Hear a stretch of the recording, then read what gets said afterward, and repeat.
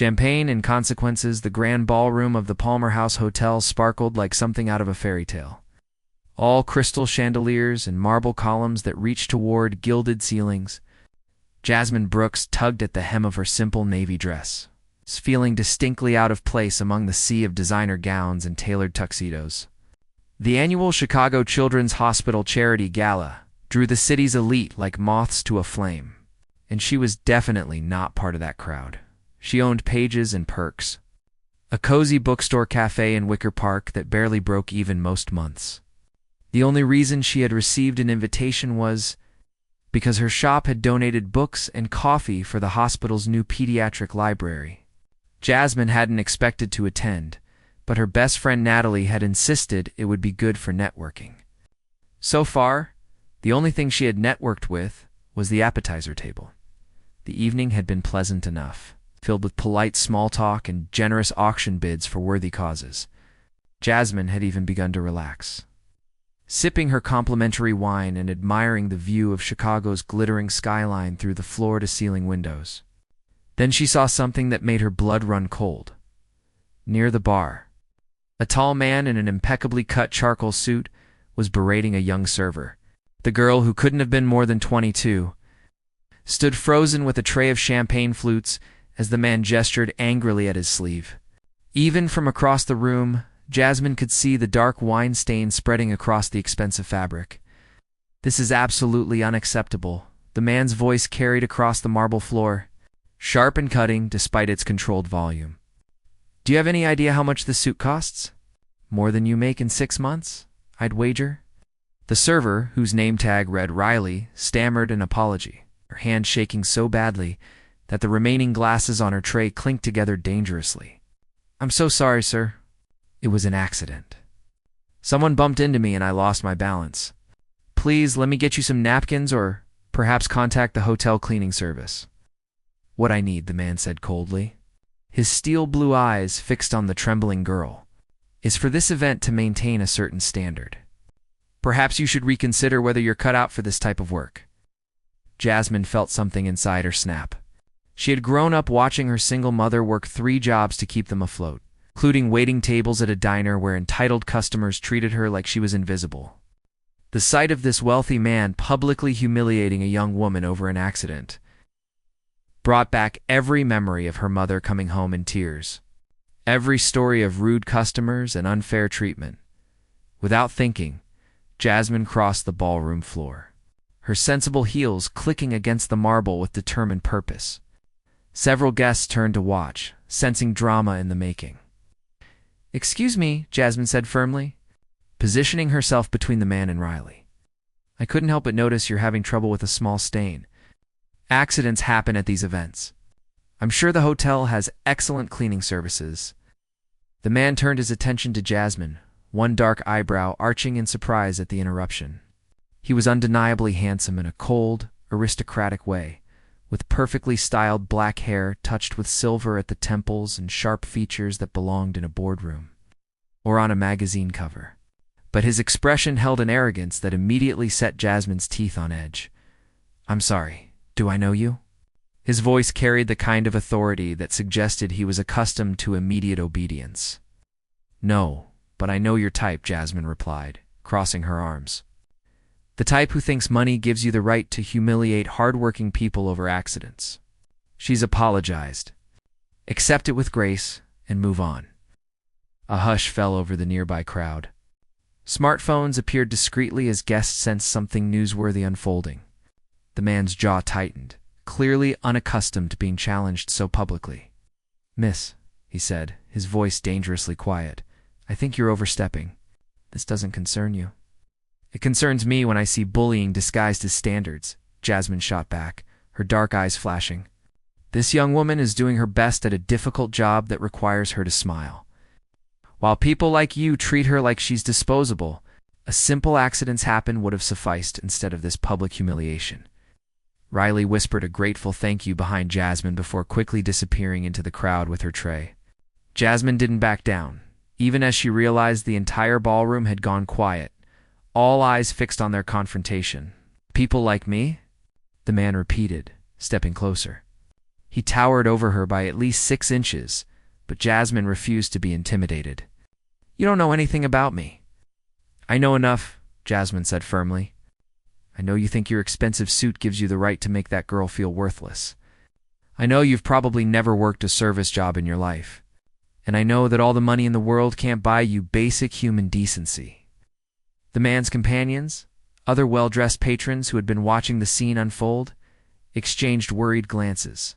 Someone in the crowd whispered urgently, "That's Blake Anderson," followed by gasps of recognition. Jasmine felt her stomach drop slightly as the name registered.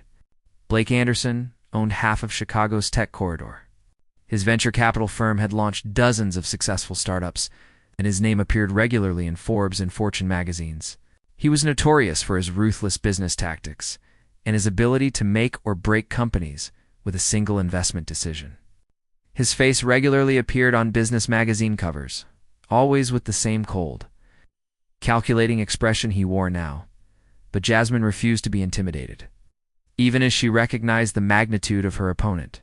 She had come this far. "You're very passionate about justice," Blake said slowly, studying her face as if seeing her for the first time. His blue eyes held something between annoyance and curiosity. "Most people in this room wouldn't dare speak to me that way." "Then most people in this room have forgotten what matters," Jasmine replied. "Money doesn't make you better than anyone else. It just makes you louder." Few people in the crowd actually applauded, clearly enjoying watching someone stand up to the notoriously ruthless businessman. Blake looked around at the spectators, then back at Jasmine with something that might have been amusement flickering in his eyes. "What's your name?" he asked suddenly. Jasmine hesitated, wondering if she was about to find herself on some kind of professional blacklist.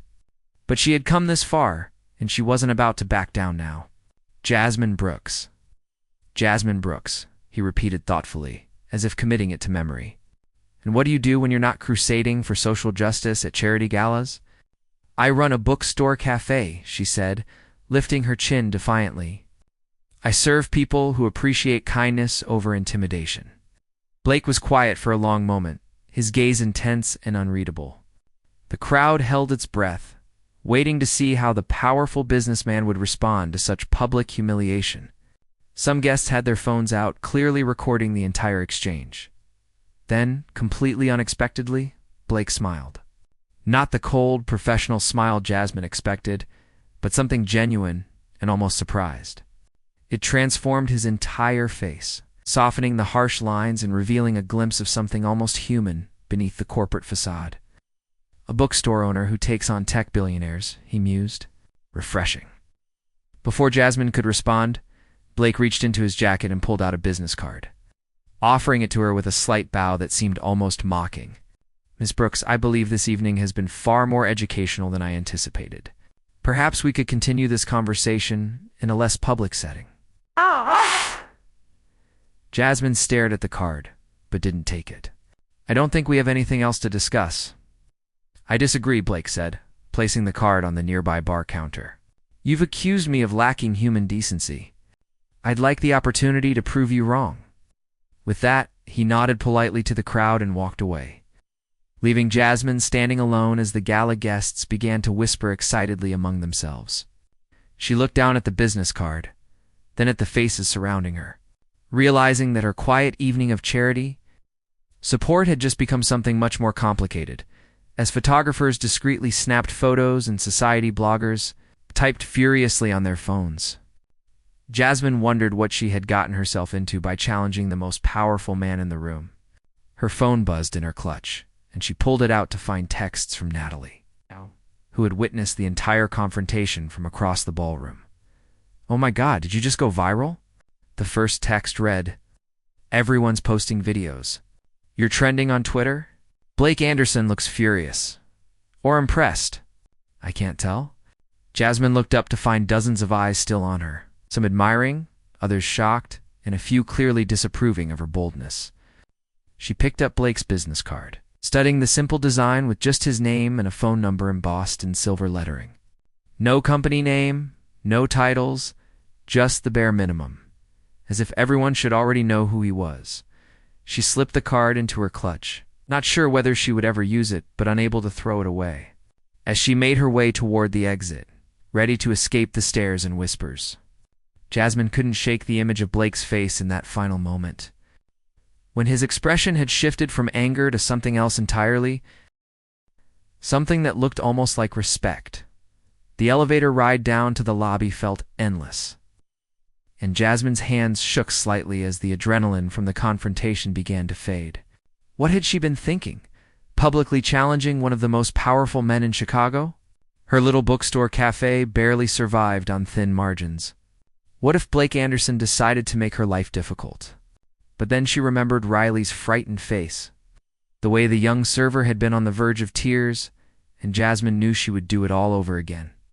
Some things were worth fighting for, even if it meant making powerful enemies.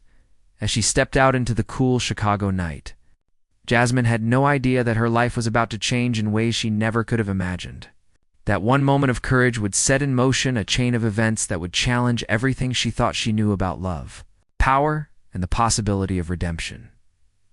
3 days after the charity gala, Jasmine tried to pretend her life had returned to normal. The morning rush at Pages and Perks was in full swing.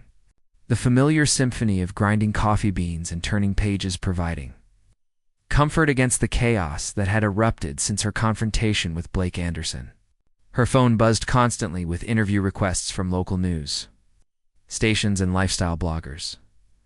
The Chicago Tribune had run a piece titled, "David versus Goliath. Bookstore owner confronts tech mogul," complete with grainy photos from the gala that had been shared thousands of times across social media. Jasmine had declined all interviews, hoping the story would fade away naturally. She was reorganizing the fiction section when her employee, Dante, nudged her arm. "Jasmine, you need to see this." Through the large storefront window, Jasmine watched a sleek black Porsche pull up to the curb. Blake Anderson emerged, looking surprisingly casual in dark jeans and a charcoal cashmere sweater. Though even his casual wear probably cost more than most people's monthly rent. "Should I pretend we're closed?" Dante whispered, only half joking. "We're a bookstore, not a fortress," Jasmine replied, smoothing her apron nervously. "And he's just a customer." Blake entered the shop, causing several patrons to look up from their books and laptops. The cozy space, with its floor-to-ceiling bookshelves and mismatched armchairs, seemed to shrink around his presence. He approached the counter where Jasmine waited, her expression carefully neutral. "Good morning," he said pleasantly, as if they were old friends rather than recent adversaries. "I'll have whatever coffee you recommend." Jasmine studied his face, looking for signs of mockery or condescension, but found only genuine interest. "Our signature drink is the literary latte with almond milk and a hint of cinnamon." "Perfect," Blake said, then glanced around the cozy interior lined with books. "This is nice. Very authentic." Authentic as opposed to what? Jasmine raised an eyebrow as she prepared his drink. "Corporate bookstore chains that prioritize profit margins over community?" He replied, watching her work with surprising attention. "I imagine you know all your regular customers by name." Despite herself, Jasmine felt a small smile tugging at her lips. "Most of them, yes. Books bring people together," and she handed him the cup, their fingers brushed briefly. Jasmine felt an unexpected jolt of electricity at the contact and quickly pulled her hand away. Blake took a sip and his eyebrows rose in genuine surprise. "This is excellent. Much better than the chains." "Don't sound so shocked," Jasmine said dryly. "Small businesses can produce quality too." "I deserved that," Blake admitted, finding an empty armchair near the window. "May I sit for a moment? I promise I'm not here to cause trouble." Jasmine glanced around the shop, noting that several customers were watching their interaction with barely concealed curiosity. 5 minutes, she agreed, joining him reluctantly. Blake leaned forward slightly, his blue eyes more serious than she had seen them. "I owe you an apology. My behavior at the gala was inexcusable." Jasmine blinked, not having expected such directness. "I'm listening," spoke to Riley, Blake continued. "The server from that night. Her name is Riley Patterson, and she's working her way through nursing school. I not only apologized, but also offered her a full scholarship through my foundation to cover her remaining tuition." "That's good," Jasmine said carefully, still not entirely trusting his motives. "I also spent some time thinking about what you said," Blake went on. About money not making me better than anyone else? You were right, and that realization has been uncomfortable but necessary. Jasmine studied his face, looking for signs that this was some kind of elaborate performance. But something in his expression seemed genuinely vulnerable, almost uncertain. Why does my opinion matter to you? She asked bluntly. You could buy and sell my entire business without thinking twice about it. Blake was quiet for a moment, turning his coffee cup in his hands. Because in 36 years, you're the first person who has seen past the money and called me on my behavior. Everyone else either wants something from me or is too intimidated to tell me the truth. Maybe that's because you surround yourself with people who benefit from staying quiet. Jasmine suggested. Maybe he agreed. But you had nothing to gain and everything to lose by confronting me. Yet you did it anyway. That kind of courage is rare. Jasmine felt her defenses weakening slightly, but years of protecting herself and her business made her cautious. What do you want, Blake? I want to prove that I'm not the man you think I am, he said simply. I want the chance to show you that I'm capable of being better. Before Jasmine could respond, her phone buzzed with a text from her book distributor. Her expression darkened as she read the message. Problem? Blake asked, noting her frown. Jasmine hesitated, then decided honesty couldn't hurt. My book distributor just canceled my standing order. Apparently, they're restructuring their client base and can no longer accommodate smaller independent stores. Blake's jaw tightened. When did this happen? Just now, Jasmine said, then looked at him suspiciously. You wouldn't happen to know anything about this, would you? No, Blake said firmly. But I have a feeling I know who might. Give me a moment. He stepped outside to make a phone call, his voice too low for Jasmine to hear through the window. But she could see the anger in his posture, the sharp gestures as he spoke to whoever was on the other end. When he returned, his expression was grim. Your distributor received pressure from someone claiming to represent my business interests. They were told that continuing to work with you might jeopardize their contracts with my tech portfolio companies. Jasmine felt her heart sink. So this is my punishment for embarrassing you. This isn't from me, Blake said urgently. I would never use my business to hurt you. I have associates who think they're protecting my interests by attacking anyone who challenges me publicly. Can you fix it? Jasmine asked, hating how desperate she sounded. I can do better than that, Blake said, pulling out his phone again. I'm going to make sure this never happens to you again. Over the next hour? Jasmine watched in amazement as Blake made call after call. Not just restoring her distributor relationship, but securing better prices and terms than she had ever had before. He also made it clear to his business network that anyone who retaliated against Jasmine Brooks would answer to him personally. Jasmine asked when he finished. Blake met her eyes steadily. Because it's the right thing to do. And because I meant what I said about being better. As the weeks passed, Blake became a regular at Pages and Perks. Arriving each morning at precisely 8:30 for his literary latte, he never demanded special treatment. Waited in line like everyone else, and gradually won over Jasmine's customers with his surprisingly easy charm and genuine interest in their book recommendations. Jasmine found herself looking forward to their brief conversations, discovering that beneath the billionaire facade was a man who genuinely cared about his community. He spoke passionately about affordable housing projects and education initiatives. Revealing a side the business magazines never covered, he started staying longer, often working from one of the armchairs with his laptop. And Jasmine noticed he always left generous tips in the jar and purchased books regularly, supporting her business without making it obvious. One evening, as Jasmine was closing the shop, organizing the last of the books on the shelves, she found Blake waiting outside in the autumn rain. The streetlights cast golden reflections on the wet pavement. We're closed, she said, though her tone lacked its usual edge. I know, he replied, stepping closer. Jasmine, I need to tell you something. The streetlight caught the rain in his dark hair, and Jasmine noticed for the first time how different he looked from the arrogant man at the gala, how the hardness around his eyes had softened over the weeks. These past few weeks, getting to know you, seeing your world, Blake began, his voice uncharacteristically uncertain.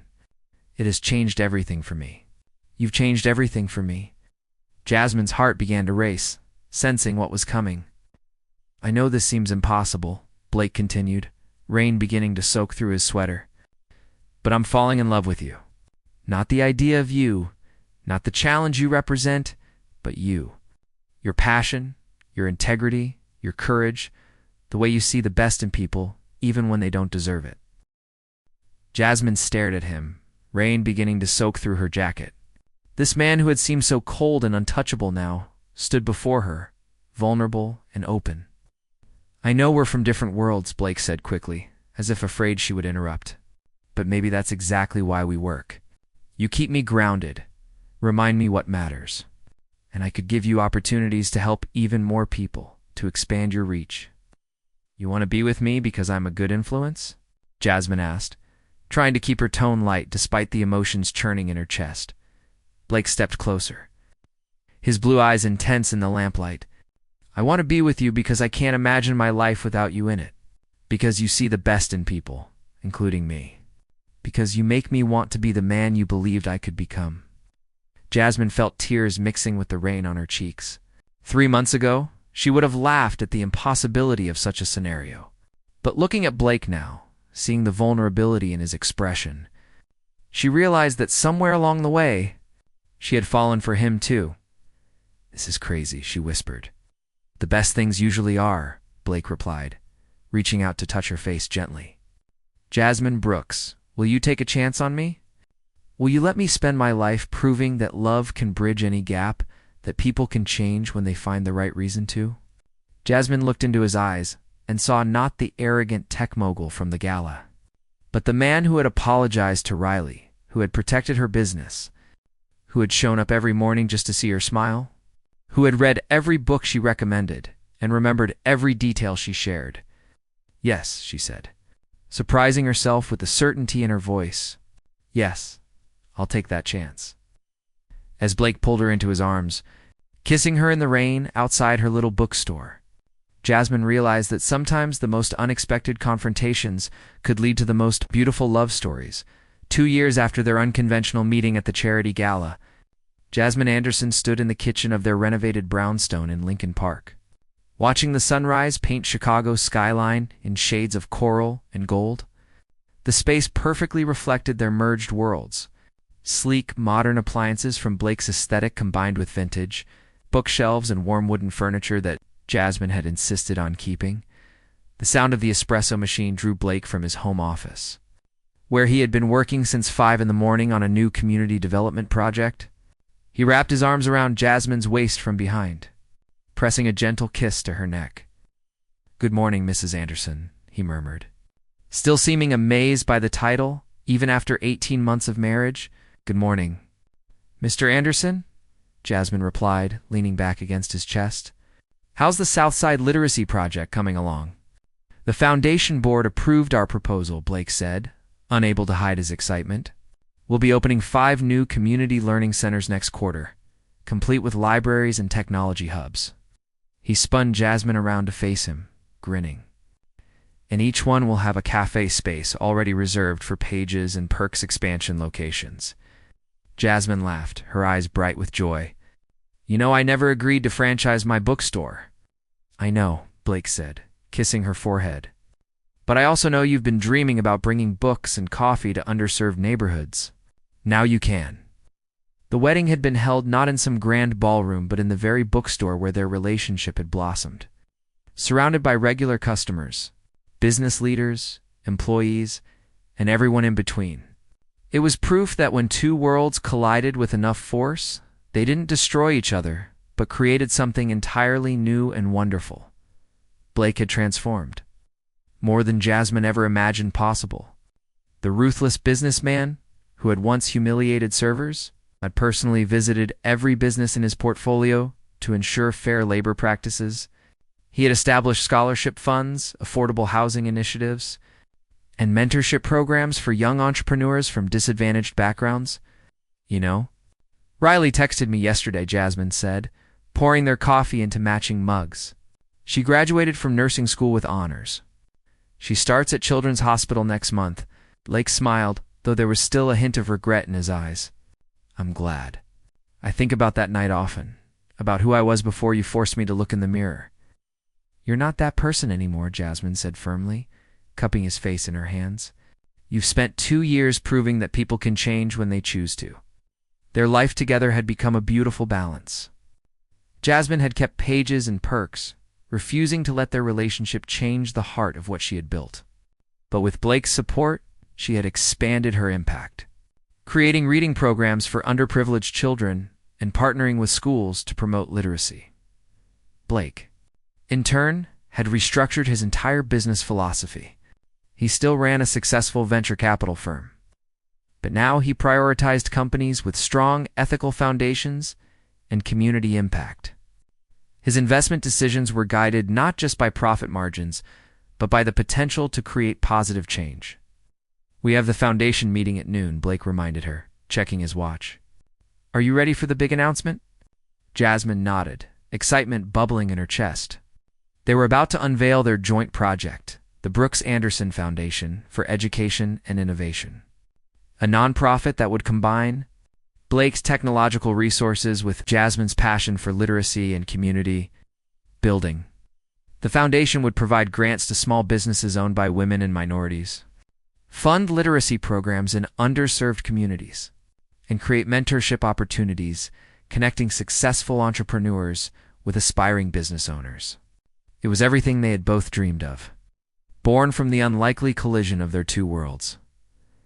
As they drove to the foundation's new headquarters, a beautifully renovated building in a neighborhood that had once been overlooked by developers, Jasmine reflected on how far they had come. The building itself was a testament to their vision.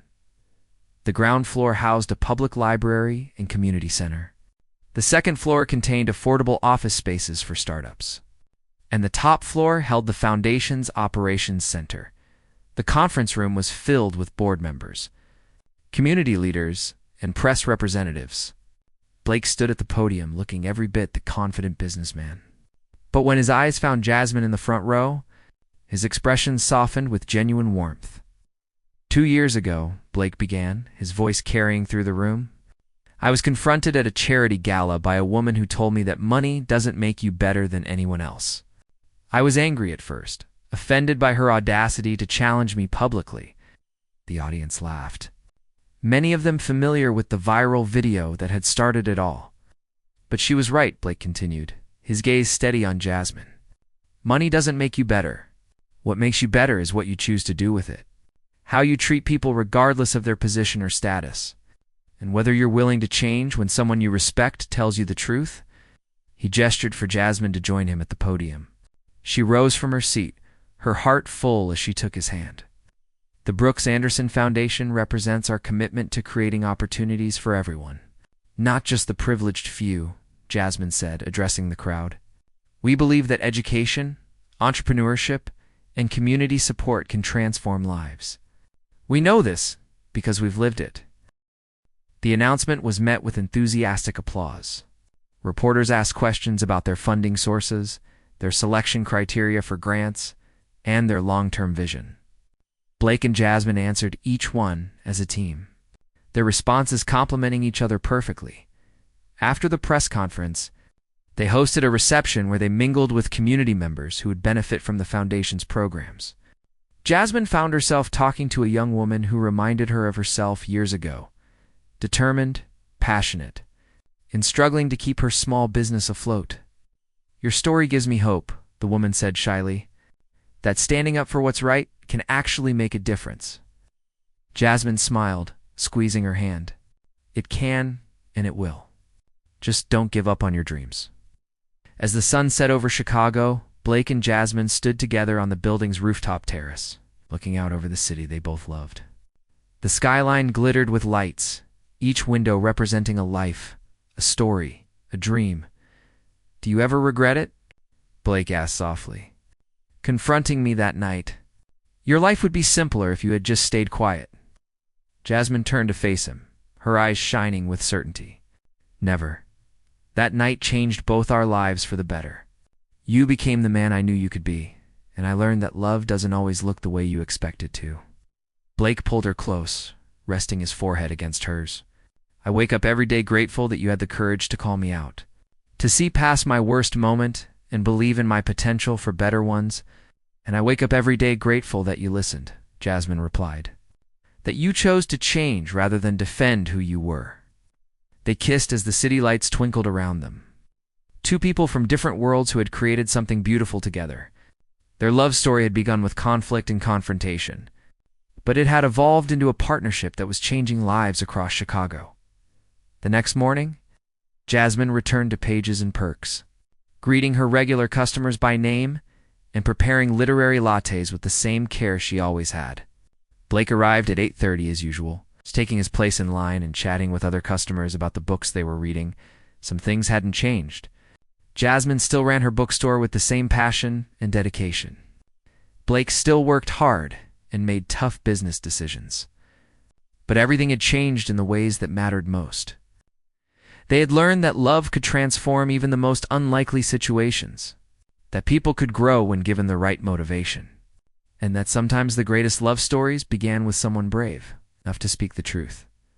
Their foundation continued to grow, funding dozens of small businesses, supporting hundreds of students, and creating opportunities for thousands of families.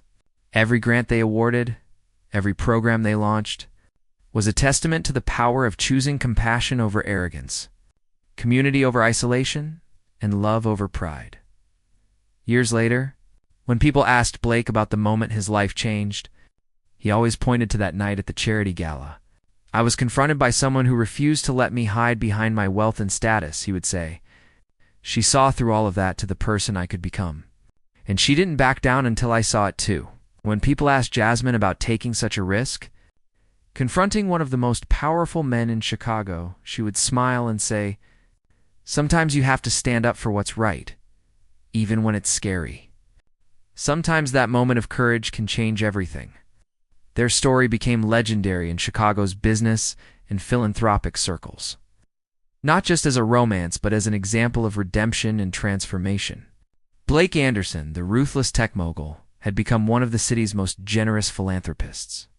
Jasmine Brooks Anderson, the bookstore owner who had dared to challenge him, had become a leader in community development and education reform. But to them, their story was simple. It was about two people who had collided at exactly the right moment, who had challenged each other to be better, and who had chosen love even when the odds seemed impossible. As they stood together in their bookstore one quiet Sunday morning, surrounded by shelves full of stories, they knew they had written their own tale worth telling. A story of courage, transformation, and the enduring power of love to bridge any divide and conquer all odds.